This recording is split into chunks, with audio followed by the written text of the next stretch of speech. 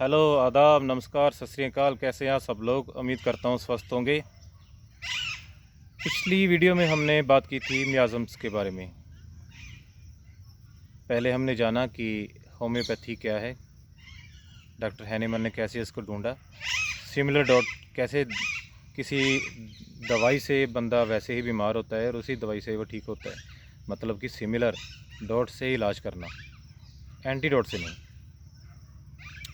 तो similar dot से इलाज करने से ये संभव है कि बंदे का जो रोग है वो पूरी तरह से ठीक हो जाए। एंटीडोट से तो सिर्फ यही है, आपको उल्टी आ रही है, मुंह पे ढक्कन लगा लिया, रोक दिया दब ज़बरदस्ती, उल्टी रुक गई, लेकिन वो तो जो गंदगी अंदर पैदा हो, जहर पैदा हुआ पेट में, वो तो पड़ा ही है। एंटीडोट से इलाज करना तो मैं ऐसे ही समझता हूँ। कुछ आपके ऊपर कोई बीमारी है, आपने उसको दबा दिया तो वो नया रूप लेके आएगी। फिर नया रूप लेके आएगी तो नए तरीके से आपको बीमार करेगी। तो आप ऐसे बीमारियों के सर्कल में फंसते जाएंगे। फिर तो इस स्थिति में हमने यहाँ पर ये शुरू किया है होम्योपैथी की सीरीज़। पहले हमने जाना कि डॉक्टर हैनेमन ने कैसे सिमिलर डॉट से इलाज करने को समझा। वो खुद एलोपैथी के डॉक्टर थे, अपनी जॉब को छोड़ दिया और इसकी शोध में लग गए। फिर हमने बात की कि जो रोग का सबसे जो पहला मूल रूप कारण होता है वो होता है सोरा, PSORA, जिसको हम अपना मन बोलते हैं। मन में कोई लालच आता है, लोभ आता है, उस लोभ के चक्कर में हम कुछ गलत काम करते हैं। गलत काम करने की वजह से हमें परिणाम स्वरूप डिप्रेशन, टेंशन, कुछ बीमारियां मिलती हैं, बुरे काम का बुरा नतीजा। और उसके बाद पहली हमने गलती की, कुछ रोग मिले, उस रोग के स्वरूप ने हमें बात की थी जो सबसे बड़े मियाज़म हैं, साइकोसिस, सिफिलिस, एड्स, ट्यूबरकुलोसिस। ये काफ़ी बड़े मियाज़म हैं जो सारी उम्र साथ रहते हैं हमारे। अगर किसी को एक बार हो जाए तो वो बंदा दवाइयों के चक्कर में फंसा रहता है, वो सारा खानदान ही उजड़ता है इस चक्कर में। फिर तो इन सब के बाद बंदा सोचे कि यार मैं होम्योपैथी में अपना इलाज करना चाहता हूँ। पहली बात, जब होम्योपैथी में कोई पेशेंट आता है तो वो तब आता है जब वो सभी जगह से इलाज करवा के थक चुका होता है, उसका इलाज नहीं होता, उसका रोग इतना बिगड़ चुका होता है। तो होम्योपैथी को ठीक करने में भी या उसके डॉक्टर को उसको समझने में बहुत समय लगता है।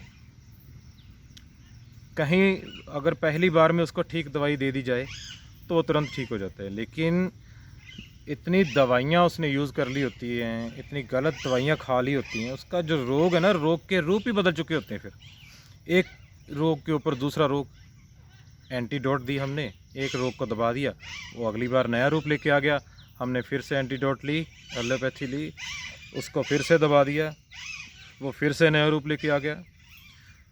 तो इस स्टेज में हमें समझना चाहिए, अगर हमें बहुत बड़ी इमरजेंसी होगी, हमें लग रहा है कि अब कंट्रोल नहीं है, तो उस समय तो एलोपैथी बहुत अच्छी है। एक्यूट डिसीज़ में एलोपैथी का कोई ज़्यादा बड़ी प्रॉब्लम नहीं है, एक्यूट डिसीज़ में ली जा सकती है।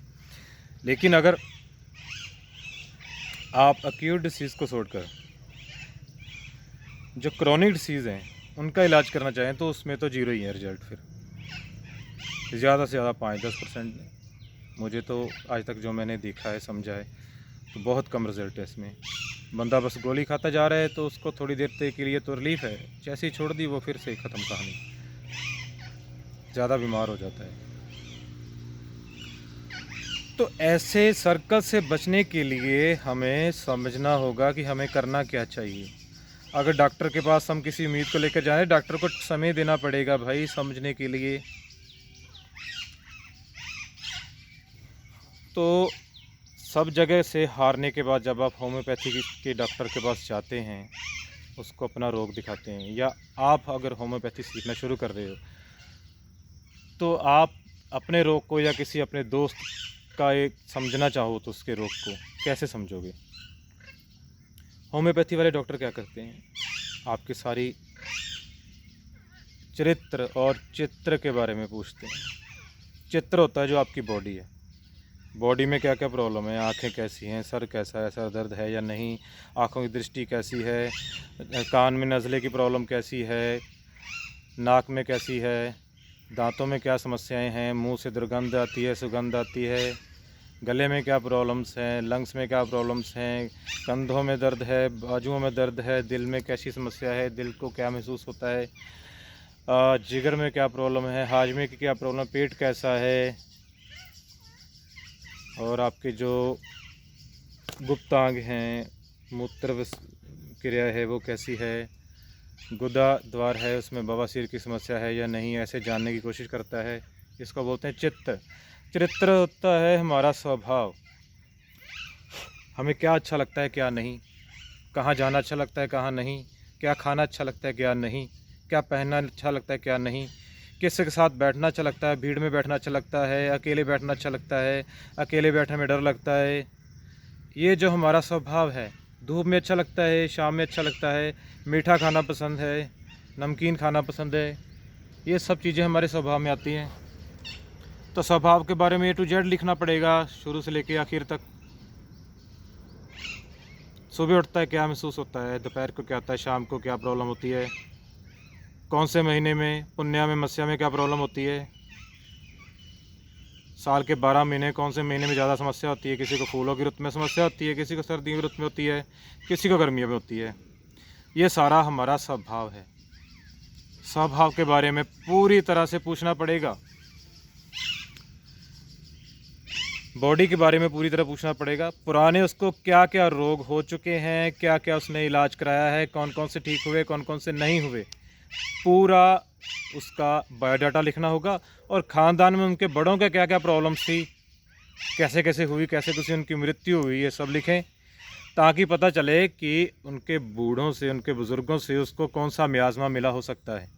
ट्यूबर का मिला है, साइकोसिस का मिला है, सिफिलिस का मिला है।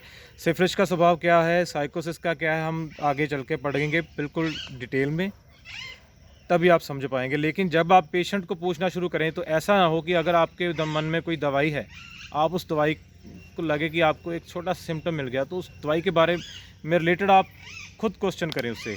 ऐसा नहीं, आपने एक क्वेश्चन करना है, जैसे आप पूछना चाहते हो कि आपको भूख कैसी लगती है। अगर आप पूछोगे कि आपको कॉन्स्टिपेशन है या नहीं, लूज़ मोशन है या नहीं, वो कहेगा नहीं या हाँ, एक ही जवाब होगा। लेकिन अगर आप पूछोगे आपके अपने पेट में बारे में बताओ, क्या क्या आपको कैसे महसूस होता है, कैसे पोटी आती है, कैसे नहीं आती, पूरी तरह से डिटेल में, तो सारी डिटेल बताएगा वो, कोई चीज़ रह नहीं जाएगी। फिर कई बार होता है उसके जो साथ वाले, उसके परिवार वाले आते हैं, वो कुछ बातों को बढ़ा चढ़ा के बताते हैं। यह आपकी होशियारी है, अगर आप पूछने जा रहे हैं तो बिल्कुल होशियारी से लिखना है कौन सी बात वो बढ़ा के बताना जा रहे हैं, कौन सी उसमें रियलिटी क्या है। कई बार वो टेस्ट, हम बहुत सारे टेस्ट के बड़ी बड़ी फाइलें होती हैं वो ले आते हैं, तो टेस्ट होम्योपैथी डॉक्टर के लिए इतने ज़्यादा मायने नहीं रखते हैं कई बार। उनके सामने आप थोड़ा उनको देखिए, समझिए, इसके बारे में भी बताएंगे ये कौन से टेस्ट होते हैं, कितनी मात्रा में होते हैं, कैसे आपको देखना है किसी रिपोर्ट को, तो समझिए। नहीं तो उनका दिल टूट जाएगा यार, उनको ऐसे लगेगा इनको शायद पढ़ना ही नहीं आता, गलत मैसेज ले जाएंगे। लेकिन आपने उसके रोग के बारे में पूरी तरह से पूछना है, पूरी हिस्ट्री पूछनी है, ख़ानदान के बारे में पूछना है, उसके पूरी बॉडी के बारे में पूछना है, खाने पीने की हैबिट्स के बारे में पूछना है, उसके स्वभाव के बारे में पूछना है। फिर उसके पूरी डिटेल लिखने के बाद आप फिर अकेले बैठकर उसको समझें। समझने के बाद फिर आप दवाई के बारे में सोचना शुरू करें। ठीक है, तब तक के लिए साइन आउट, फिर मिलते हैं। जय हिंद, स्वस्थ रहें, खुश रहें। आगे के लेक्चर में हम आगे के टॉपिक के बारे में बात करेंगे। फिर मिलते हैं दोस्तों।